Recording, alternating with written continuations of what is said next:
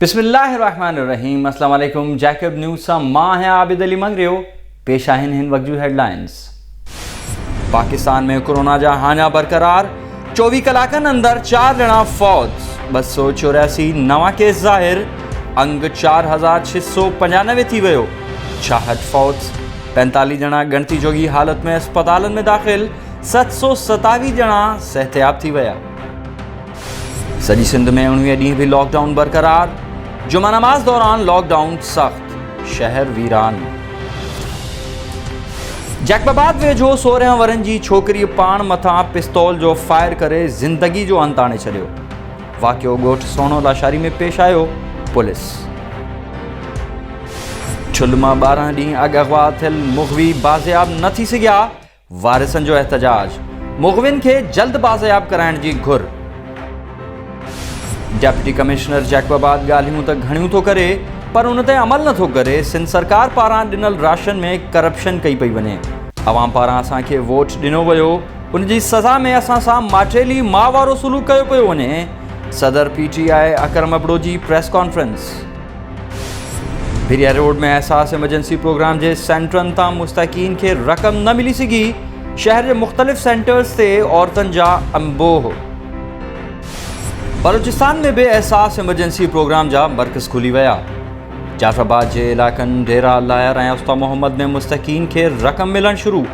DC Jafrabad पारां सेंटरनि जा दौरा, मुस्तहक औरतुनि ताईं शफ़ाफ़ तरीक़े सां रक़म मुंतकिली खे यकीनी बणायो वेंदो। Deputy commissioner Jafrabad.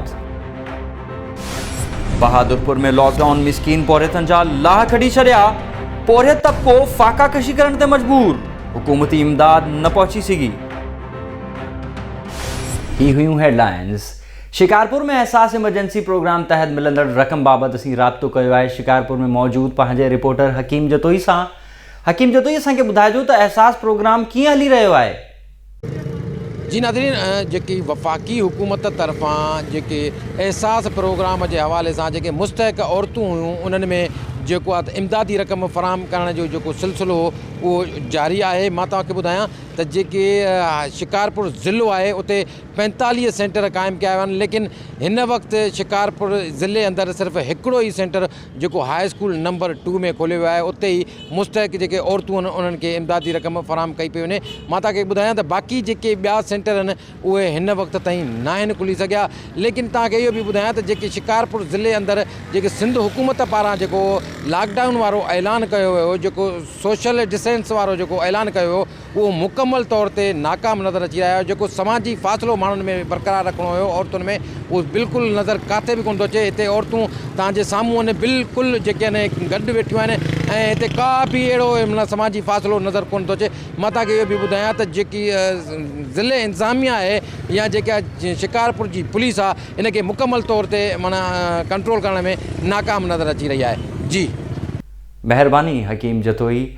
नाज़रीन, ही हुयूं हिन वक्त ताईं जूं ख़बरूं। वधीक तफ़सीलात लाइ विज़िट कयो असांजी वेबसाइट www.jacobnews.com या फेसबुक ते फॉलो कयो। ॾिसंदा रहो जैकब न्यूज़, ख़बर खां हक़ीक़त ताईं।